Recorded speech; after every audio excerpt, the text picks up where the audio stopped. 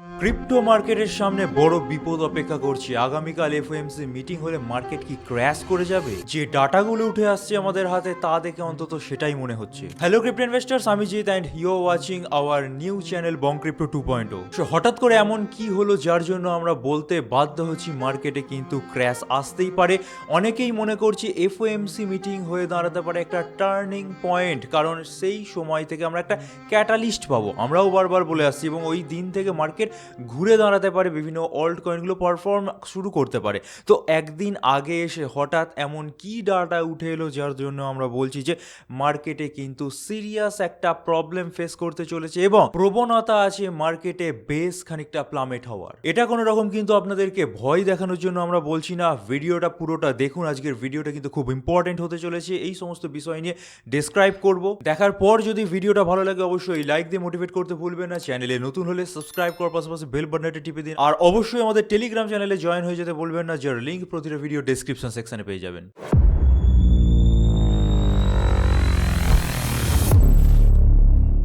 আচ্ছা, ভিডিওর স্টার্টিংয়েই বলে রাখি, আজকে যেটুকুনি বলবো একদম টু দ্য পয়েন্ট বোঝানোর চেষ্টা করবো। সো একদম আমরা বিটকয়েনের চার্টে চলে আসি। বিটকয়েনের ওয়ান ডের এই চার্টটা বারবারই আমরা টেলিগ্রামে পাবলিশ করে এসেছি, আশা করি আপনারা চিনতেও পাচ্ছেন, এবং এখনও অবধি যা বলে এসেছি সেটাই হয়েছে এবং প্রায় মোটামুটি 1.7 থেকে 1.17 অবধি উঠে এসেছে, যেখানে কিন্তু একটি সিএমই গ্যাপ ছিল। সো সিএমই গ্যাপটা ফুলফিল হয়ে গেছে। এরপর কি হতে পারে দেখুন, অ্যাট প্রেজেন্ট আমার যা মনে হয় এখান থেকে মোটামুটি একটা চান্স আছে 1.12 অবধি ক্রস করে তারপর এখান থেকে এই জোনাল ব্রেকআউট অর্থাৎ 1.17 যে মেন রেজিস্ট্যান্সটা আছে সেটাকে ব্রেক করে উপরে উঠবে। এবার যে ধরনের ডাটা আমাদের কাছে উঠে এসেছে সেটা যদি 100% কনফার্মেশনের সাথে প্লে আউট হয় তাহলে কিন্তু বিটকয়েনের মধ্যে মারাত্মক ক্র্যাশ অপেক্ষা করছে এবং সেটাও কিন্তু প্রায় $92,000 কাছাকাছি বিটকয়েনের প্রাইসকে নিয়ে চলে যেতে পারে। একে একে আমি প্রত্যেকটা জিনিস বলবো, বাট তার আগে ভালো যে সমস্ত নিউজগুলো আছে সেগুলো দিয়ে শুরু করা যাক। তো ফার্স্ট আর্টিকেলে বলছে বিটকয়েনের সেলিং প্রেশার, যেটা এতদিন বলে আসছিলাম যে বড় বড় হোয়েলসরা সামান্য হলেও সেল করে দিচ্ছে, বেশ খানিকটা প্রফিটে আছে বলে। তো সেই সেলিং প্রেসারে কিন্তু ড্রপ এসছে, অর্থাৎ সেলিং কিন্তু অনেক অংশে এখন বন্ধ হয়েছে এবং সেটা কিন্তু আমরা রিপোর্টেও ধরা পড়েছে। বিটকয়েনের একটা সেল সাইড রিস্ক রেশিও হয়ে থাকে, যেটা অ্যাট প্রেজেন্ট 0.1%-এর কাছাকাছি নেমে এসছে, অর্থাৎ মনে করাই যেতে পারে এটা একটা লোকাল বটম বা অ্যাকুমুলেশন ফেজ চলছে, বা এখানে লো সেলিং প্রেসার আছে অর্থাৎ হাই ডিমান্ড হয়েছে। ঠিক আছে, তো আমরা যদি একটু ডায়াগ্রামটায় চলে আসি, আশা করি আপনারা ক্লিয়ারলি দেখতে পেয়েছেন। ডায়াগ্রামের যে এই ব্ল্যাক বোল্ড লাইনটা আছে সেটা দেখতে পাচ্ছেন জিরোর তলায় নেমে এসছে এবং 0.1-এর আশেপাশে পড়ে আছে। সো এখান থেকে কিন্তু আমরা মনে করছি যে একটা লেভেল অফ অ্যাকুমুলেশন চলছে অথবা সেলিং প্রেসার বেশ খানিকটা কমে গেছে। সো বুঝতেই পাচ্ছেন ডিমান্ড ক্রিয়েট হয়েছে, এখান থেকে কিন্তু প্রাইস বাড়ার কথা। সো এটা একটা যেমন ভালো নিউজ, এর পাশাপাশি আরও কিছু আর্টিকেল উঠে আসছে যেটা পড়লে মনে হচ্ছে আপাত দৃষ্টিতে যে বিটকয়েনের মধ্যে বা ক্রিপ্টোকারেন্সির মধ্যে ওভারঅল আমরা গ্রোথটাই দেখতে পাবো। সো এই আর্টিকেলেও বিভিন্ন জিনিস দেখানো হয়েছে, বাট মেন ইম্পর্টেন্ট জিনিস হচ্ছে লিকুইডেশন হিট ম্যাপ। এবার যখন আমি অ্যানালিসিস দিলাম বিটকয়েনের তখন আমি বলেছিলাম যে বিটকয়েন 1.15 থেকে 1.12-1.13 অবধি আসতে পারে।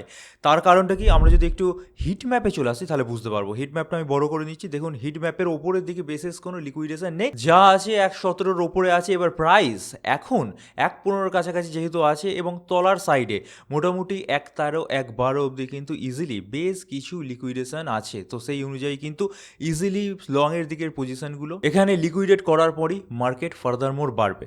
সো এটুকুনি আমরা আন্দাজে লাগাতেই পাচ্ছি হিট ম্যাপ থেকে। এর তলায় আমরা যদি চলে আসি, আমরা এই ডায়াগ্রামটা আগেও দেখেছি যে রেড কাট হবে, সেটা প্রায় 100% কনফার্ম হয়ে গেছে। একটু পরে বলবো যে এই রেড কাটটা কিভাবে মার্কেটের ক্র্যাশকে ট্রিগার করতে পারে। সো পেশেন্স নিয়ে ভিডিওটা আজকে মনোযোগ দিয়ে দেখুন। বাট আরও যে সমস্ত ডায়াগ্রামগুলো উঠে আসে সেই অনুযায়ী যদি আমরা একটু দেখি, এখানে কিন্তু বিটকয়েনের মধ্যে ইটিএফ ফ্লো বেশ কিছুদিন ধরে নেগেটিভে চলছিল, এখন কিন্তু পজিটিভ ফ্লো হচ্ছে। এখানে দেখতে পাচ্ছেন বেশ কিন্তু পজিটিভ ফ্লো। আমি ডায়াগ্রামটাকে বড় করে রাখছি, এখানে ধরা পড়েছে পজিটিভ ইনফ্লো হচ্ছে, অর্থাৎ ক্যাপিটাল ইনফ্লো কিন্তু বেড়ে গেছে এবং সেটা পজিটিভে হচ্ছে।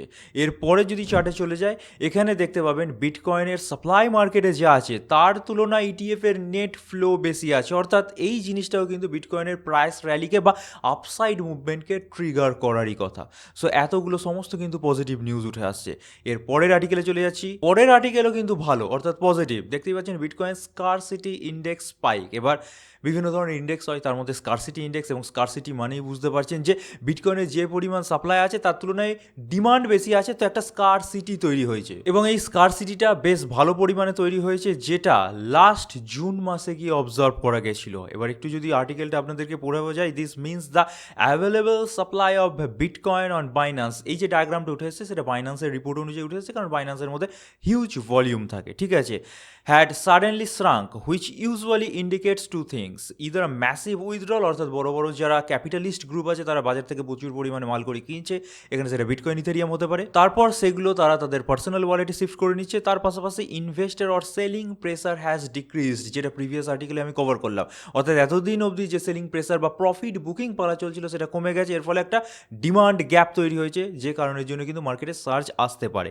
এবার আমরা ডাইরেক্টলি ডায়াগ্রামে চলে আসছি। ডায়াগ্রাম দেখলে ইজিলি কিন্তু আপনারা বুঝতে পারছেন বিটকয়েনের মধ্যে কিন্তু স্কারসিটি তৈরি হয়েছে এতদিন অবধি। দেখতেই পাচ্ছেন যে তলার দিকে গ্রাফ পড়েছিল, তার মানে বাজারে যে পরিমাণ ডিমান্ড ছিল সাপ্লাই কিন্তু সেটা ফুলফিল করে দিতে পারছিল। বাট এখন যখন সেলিং প্রেসার কমেছে তখন দেখুন গ্রাফ উপরের দিকে উঠতে আরম্ভ করেছে, অর্থাৎ মার্কেটে স্কারসিটি তৈরি হয়েছে, যে কারণের জন্য আমরা মনে করতে পারি বিটকয়েন কিন্তু বা ক্রিপ্টো মার্কেট ইজিলি বাড়তে পারে, এবং বাড়ছিলেও। বাট এই 24 ঘন্টার মধ্যে মার্কেট দেখবেন বেশ খানিকটা কারেকশান নিয়েছে, এবং কি কারণের জন্য ওটা হলো এবার সেই ব্যাপারটা ক্লিয়ার করে দেওয়ার চেষ্টা করি। দেখুন 17th অফ সেপ্টেম্বর অর্থাৎ আগামীকাল আসতে চলেছে এফওএমসি মিটিং, এবং সেখানে রেট কাট হবে, সেটা প্রায় নিশ্চিত। বাট এই রেট কাটটা কিন্তু অন্যান্য সময়ের রেট কাটের তুলনায় একটু আলাদা হতে চলেছে, এবং এই ধরনের রেট কাট প্রায় 20-30 বছর অন্তর গিয়ে আমরা দেখতে পাই, এবং যখন যখন আমরা দেখতে পাই তখন কিন্তু ওভারঅল মার্কেটে ক্র্যাশ আসে। এবার ফেড রেট কাট মানে আমরা কিন্তু আমেরিকা সেন্ট্রিক রেট কাটের কথা বলছি, কারণ ইউএসএ এমনই একটা কান্ট্রি যার ডলার পুরো ওয়ার্ল্ড ওয়াইড ট্রেড করা হয়, এবং অ্যাজ আ মিডিয়াম বা কারেন্সি হিসেবে এখনও অবধি প্রায় দাবদাবা বজায় রাখতে পেরেছে। সো ইউএসএর মধ্যে যে ডিসিশনগুলো নেওয়া হয় সেগুলো কিন্তু ওয়ার্ল্ড ওয়াইড ইম্প্যাক্ট ফেলে। সো জেরম পাওয়েল কালকে যে ডিসিশনটা নিতে চলেছে সেটা আমরা আগে থেকেই প্রেডিক্ট করতে পারছি, হ্যাঁ রেট কাট হবে, সে যা বেসিস পয়েন্টেই হোক না কেন। বাট একটু যদি আমরা ডায়াগ্রামে চলে আসি তাহলে আপনারা দেখতে পাবেন এই ধরনের রেট কাট ইতিহাসে, অর্থাৎ আজ থেকে 100 বছরের ইতিহাসে ইউএস মার্কেটে প্রায় 3 থেকে 4 বারের বেশি কিন্তু হয়নি। এবার একটু এই ডায়াগ্রামটা বোঝার চেষ্টা করুন, ঠিক আছে, তাহলে আপনারা কিন্তু উত্তর পেয়ে যাবেন মার্কেট ফল হবে কি বাড়বে। ঠিক আছে, এই যে গ্রাফটা আপনারা দেখতে পাচ্ছেন এটা ক্রিপ্টো মার্কেটের গ্রাফ নয়, আশা করি আপনারা বুঝতে পারছেন, কারণ 1929 সালের গ্রাফ এখানে আছে। ক্রিপ্টো মার্কেট তখন ছিলই না, তো ক্রিপ্টো মার্কেট 10-12-15 বছরের নতুন মার্কেট। বাট 1929 সালে ইউএস স্টক মার্কেট ছিল, এবং এটা ইউএস স্টক মার্কেটের গ্রাফ, S&P 500-এর গ্রাফ বলতে পারেন বা ন্যাসড্যাকের গ্রাফ বলতে পারেন। অর্থাৎ তখনকার বড় বড় যে সমস্ত কোম্পানির ইন্ডেক্সগুলো ছিল সেই ইন্ডেক্স কিন্তু একদম সিলিং লেভেলে টাচ করেছিল, এবং যখনই এরপর রেট কাট হয়েছে ইউএসের মধ্যে তারপর দেখা যায় প্রায় 10-12 বছর ধরে সেই ইউএস মার্কেটের মধ্যে ফল হয়েছে, এবং ইউএস মার্কেটের মধ্যে ফল মানে বুঝতে পারছেন তার ইম্প্যাক্ট ওয়ার্ল্ড ওয়াইড পড়বেই পড়বে। 2029 সালে যখন প্রাইসগুলো ওভারহাইপড হয়ে গেছিলো, ইউএসের যে কোম্পানিগুলো ছিল বেসিক্যালি তার প্রাইসগুলোকে মেবি স্টিমুলেট করানো হয়েছিল আর্টিফিশিয়ালি, তারপর রেট কাট হয়েছে, মার্কেটে দেখতেই পাচ্ছেন মারাত্মক ক্র্যাশ, এবং সেই ক্র্যাশটাও কিন্তু 20-30 বছর ধরে চলেছে, কারণ এখানে 1929-এর পর 1965 সালের ডায়াগ্রাম আমরা দেখতে পাচ্ছি। সো এই যে হিউজ ডিফারেন্স, সেই পর্যায়ে কি আমরা এন্টার করতে চলেছি? কারণ অ্যাট রিসেন্ট টাইমের যদি ডাটা দেখেন তাহলে কিন্তু যে সমস্ত কোম্পানিগুলো ইউএস মার্কেটে আছে এবং সেই সমস্ত কোম্পানিগুলোর যে পরিমাণ প্রাইস বেড়েছে, বা একদম সিম্পলি বলতে পারেন আর্টিফিশিয়ালি প্রাইস তাদের শেয়ারের বাড়ানো হয়েছে, তারা একদম সিলিং পয়েন্টে টাচ করে গেছে। এবার এখান থেকে যদি রেট কাট হয় তাহলে প্রিভিয়াস হিস্ট্রি অনুযায়ী কিন্তু ফল হতেই পারে, এবং এই ফল কিন্তু 10-12 বছর ধরে কন্টিনিউয়াসলি হতে পারে। সো ইউএস মার্কেটের মধ্যে যদি ফল হয় তাহলে ক্রিপ্টো মার্কেটের মধ্যে এর এফেক্ট পড়বে। হ্যাঁ, এবার এটা বলতে পারেন যে দেখুন তখন ক্রিপ্টো ছিল না, ক্রিপ্টো মার্কেটের মধ্যে কেমন এফেক্ট পড়বে সেটা কিন্তু আমরা কেউই গ্যারেন্টি দিয়ে বলতে পারি না, কারণ ক্রিপ্টো মার্কেট এইরকম ফার্স্টবার ফেস করতে চলেছে। তো সেই হিসেবে একটা দিক খোলা থাকছে না, ক্রিপ্টো মার্কেটের মধ্যে হয়তো এই ধরনের কোনো ক্ল্যাপস বা প্লামেট আসবে না। বাট যেহেতু আমরা চোখে চোখের সামনে ডায়াগ্রাম এবং তথ্য বা হিস্ট্রি দেখতে পাচ্ছি এবং ক্যালকুলেশন বলছে যে এরকম একটা ফল হতে পারে, সো এটাকে কিন্তু কোনোভাবেই নেগলেক্ট করা যায় না। সেই জন্য আপনাদের মাথায় ঢুকিয়ে রাখছি যে এই যে সামনে অর্থাৎ আগামীকাল রেড কাট হতে চলেছে, এই রেড কাট কিন্তু অন্যান্য বছরের রেড কাটের সাথে কোনোভাবেই সামঞ্জস্যপূর্ণ নয় বা সেম সিচুয়েশন হবে, সেটা মেনে নেওয়ারও কিছুটি নেই। যাই হোক, এখানে আপনারা দেখতেই পাচ্ছেন যে যতবার মার্কেট সিলিং পয়েন্ট টাচ করেছে এবং সেই সময় রেড কাট হয়েছে, তারপর মারাত্মক প্লামেট হয়েছে, সেটা যে কোনো মার্কেটেই হোক না কেন ওয়ার্ল্ড ওয়াইড, এবং রিকভার হতে বেশ খানিকটা টাইম লেগেছে। নেক্সট ডায়াগ্রামে আমরা চলে যাচ্ছি। এটা যে ডায়াগ্রামটা দেখালাম সেটা হিউজ টাইম ফ্রেমের অন্তরালে দেখালাম, ঠিক আছে, এবং এখন কিন্তু সেরকমই সিচুয়েশন তৈরি হয়েছে, দেখেই বুঝতে পারছেন। নেক্সট ডায়াগ্রামটা একটু আমরা জুম ইন করে নিচ্ছি। এই ডায়াগ্রামটা S&P 500 ইন্ডেক্সের ওপর ভিত্তি করে বানানো এবং 1982 থেকে 99 ডাটার ওপর ভিত্তি করে বানানো। সেম সিচুয়েশন তৈরি হয়েছে, সিলিং পয়েন্টে টাচ করেছে, রেড কাট হয়েছে, দেন দুরুম করে পড়েছে। একবার পড়েছে, সেকেন্ড টাইম এখানে হয়তো রেড কাট হয়েছে, তারপরও মার্কেট প্লামেট হয়েছে, এবং থার্ড টাইম এই জায়গাতেও কিন্তু সামান্য পরিমাণ প্লামেট হয়েছে। সো এই সমস্ত জিনিসগুলো আমাদের কিন্তু মাথায় রাখতে হবে যে রেড কাট হচ্ছে মানে খুবই ভালো ওভারঅল ইকোনমির জন্য, সেটা কিন্তু নয়। এবার আরও একটা ডাটা আপনাদেরকে দেখিয়ে রাখি, এই রেড কাটটা মেনলি হচ্ছেটা কেন। এখানে দেখতেই পাচ্ছেন উইক লেবার মার্কেট, ইউএস এর মধ্যে উইক লেবার মার্কেটের কারণে কিন্তু এই রেড কাটটা আনা হচ্ছে বলে অনেকে ক্লেম করছে। সো যে ধরনের ডাটা ট্রাম্প প্রেসিডেন্ট হওয়ার পর থেকে আমাদেরকে দেখিয়ে এসছে, ম্যাক্সিমাম টাইম আমরা দেখেছি সেগুলো আর্টিফিশিয়াল ডাটা, কারণ তিনি অনেকবারই পাওয়েলকে বলেছেন রেড কাট করুন, রেড কাট করুন, রেড কাট করুন, আমাদের ইকোনমি খুব ভালো চলছে। বাট ইউএস ইকোনমি টালমাটাল, প্রচুর পরিমাণে ওদের ডেপ্ট সিলিং বেড়ে গেছে। সো যে কোম্পানি অর্থাৎ অ্যাপেল, মাইক্রোসফট, টেসলা, যে সমস্ত নামি দামি কোম্পানিগুলো আছে বেসিক্যালি ইউএস এর মধ্যে, তাদের যে শেয়ার প্রাইস, সেখানে দেখবেন মারাত্মক সার্জ দেখা গেছে এই 10 বছরের মধ্যে, অর্থাৎ 2015 থেকে 2025 মধ্যে, এবং সেটা যে আর্টিফিশিয়ালি নয় সেটা কিন্তু আমরা কোনোভাবেই প্রমাণ করতে পারবো না। সো মার্কেটে যখন এই আর্টিফিশিয়ালি প্রাইস হাইকের বাবল তৈরি হয়, তখন কিন্তু বারবারই বার্স্ট হয়, যেমন আমরা .com বার্স্ট থেকে এসেছিলাম, ঠিক আছে। তো এই এত সমস্ত জিনিস আপনাদের মাথায় ঢোকাচ্ছি এই কারণের জন্য যে ভয় পাওয়ার কিছুটি নেই, এখানে যা হচ্ছে ক্যালকুলেশন ওয়াইজ হচ্ছে, এবং এখানে ওই আমি ভাবলাম রেড কাট হবে মানে মার্কেট বাড়বে, এখানে আপনার ভাবার কোনো দাম নেই। মার্কেটে কি হলে কি হতে পারে এবং ওভারঅল কি সিচুয়েশান, তার ওপর ভিত্তি করে কিন্তু অ্যানালিসিসগুলো করতে হয়, সেই জন্য এটা আপনাদেরকে দেখিয়ে রাখে। এবার সমস্ত জিনিসই কি খারাপ আছে, এটা মোটেও নয়। আমরা চলে আসছি তার জন্য একটা আমাদের নেক্সট ডায়াগ্রাম। এই ডায়াগ্রামটা ছোট, আমি যদি একটু জুম করে নিই তাহলে আশা করি আপনারা এবার ক্লিয়ারলি বুঝতে পারছেন। এখানে S&P 500-এরই কিন্তু চার্ট, এবং এই রেড কাট হওয়ার পর কি কেমন রিটার্ন দিয়েছে নেক্সট 3 মান্থ, নেক্সট 6 মান্থ এবং নেক্সট ইয়ার অর্থাৎ 12 মাসের মধ্যে, সেখানে দেখানো হয়েছে। এবার এখানে কিন্তু একটা শর্ত লাগু আছে যে অল টাইম হাইয়ের কাছাকাছি মার্কেট আছে। এই পার্টিকুলার সময়েও কিন্তু ইউএস যে মার্কেট তার সিলিং প্রায় ছুঁই করছে, বাট সেখান থেকে 2% অর্থাৎ +-2% আছে, অর্থাৎ সিলিং আছে ধরুন 100-তে, মার্কেটের ইন্ডেক্স আছে 98, তো এই +-2%-এর কাছাকাছি একটা ক্যালকুলেশন আছে, ঠিক আছে। তো এখনও যদি আপনারা দেখেন +-2 এর কাছাকাছি কিন্তু মার্কেট আছে, অর্থাৎ একদম সিলিং টাচ করে গেছে সেটা কিন্তু বলা পসিবল নয়। সো এইরকম যখন সিচুয়েশানে আমরা এই সালগুলোতে অর্থাৎ 1980, 83, 91, 96, 19, 24-এ আমরা রেড কাট হতে দেখতে পেয়েছি, তার 2-2.5-3 মাস বা 6 মাসের মধ্যে কিন্তু ওভারঅল S&P 500-এর ইন্ডেক্স বেড়েছে, বিভিন্ন গ্রোথ হয়েছে সেক্টরগুলোতে, এবং ক্রিপ্টো মার্কেটের মধ্যেও কিন্তু দেখবেন এই 19-24 সালে তো ক্রিপ্টো মার্কেট ছিল, তখন গ্রোথ এসছে। সো এটাই একটা স্বস্তির বিষয় যে যে জায়গায় দাঁড়িয়ে আছি এখন, সেখান থেকে কিন্তু রেড কাট হলে দুটো সম্ভাবনাই তৈরি হয়, যে এক মার্কেট 4-5-6 মাসের মধ্যে ভালো একটা বাড়লো এবং সেই কারণের জন্য ক্রিপ্টো মার্কেটও বাড়লো, আর নয়তো এখান থেকেই ফল আরম্ভ হলো, ক্রিপ্টো মার্কেট বা বিটকয়েন প্রায় 90-92 হাজার ডলারের গণ্ডিতে চলে এলো। সো এখন আমরা 50-50 সিচুয়েশনে দাঁড়িয়ে, কাল যতক্ষণ না সমস্ত কিছু ক্লিয়ার হচ্ছে এবং 17ই সেপ্টেম্বর পেরোনোর এক সপ্তাহ অবধি আমাদেরকে মার্কেট অবজার্ভ করতে হবে, তারপরই কিছু একটা পারফেক্টলি বলা সম্ভব হবে। সো এটা একটা স্বস্তির বিষয়, এটাও দেখিয়ে দিলাম যে হ্যাঁ 2% ওভারঅল যখন সিলিং ছুঁই অবস্থা, তখন রেড কাট হলে কিন্তু ওভারঅল একটা গ্রোথ হয় নেক্সট 1 ইয়ার্সের মধ্যে। এবার ক্রিপ্টো মার্কেটের যে গ্রোথ বা বুল সাইকেল বা অল্ড সাইকেল, সেটার জন্য আমাদের কিন্তু ওই 6টা মাসই সময় লাগবে। সো এই 6টা মাসও যদি মার্কেট বা S&P 500 বা গ্লোবাল স্টক মার্কেট বেড়ে যায়, তাহলে কিন্তু কেল্লা ফতে আমরা কিন্তু আমাদের যে প্রফিটটা ক্রিপ্টো থেকে বুক করে নিতে পারবো। বাট তার আগেই যদি ফল হয়ে যায় মার্কেটগুলো, তাহলে কিন্তু ক্রিপ্টো আবার বিপদে চলে যাবে। চলে আসছি আমরা নেক্সট নিউজে। এই নিউজটা কিন্তু ইম্পর্টেন্ট এবং স্টক মার্কেটের পার্সপেক্টিভ থেকে ইম্পর্টেন্ট। এই যে দেখালাম যে ফেড রেট কাট হলে কি হতে পারে না হতে পারে, ক্রিপ্টো মার্কেট এখনও ফেস করেনি। ক্রিপ্টো মার্কেটের উপর কেমন এফেক্ট পড়বে সেটা বলতে পারছি না, বাট স্টক মার্কেটের ক্ষেত্রে একটু যদি আপনারা দেখেন, আমি বারবারই বলছি যে একটা সিলিং টাচ করলে কিন্তু ফল হতে পারে। তো হঠাৎ করে দেখা গেছে গতকাল ইউএসের যে সমস্ত স্টক ছিল প্রত্যেকটায় ব্যাপক র্যালি দেখিয়েছে এবং প্রত্যেকটাই প্রায় অল টাইম হাই টাচ করেছে, এবং এক বছরের মধ্যে চারবার অল টাইম হাই টাচ করে আবার নতুন করে অল টাইম হাই দিচ্ছে। সো বেশিরভাগ জিনিসই কিন্তু আমাদেরকে ডেঞ্জার মার্ক সাজেস্ট করছে। অনেক বছর হয়ে গেছে যেখানে আমরা ফাইন্যান্সিয়াল মার্কেটে ক্র্যাশ দেখতে পাইনি। 2008 সালে মেবি একবার আমরা দেখতে পেয়েছিলাম। তারপর থেকে প্রায় 14-15 বছর হয়ে গেছে।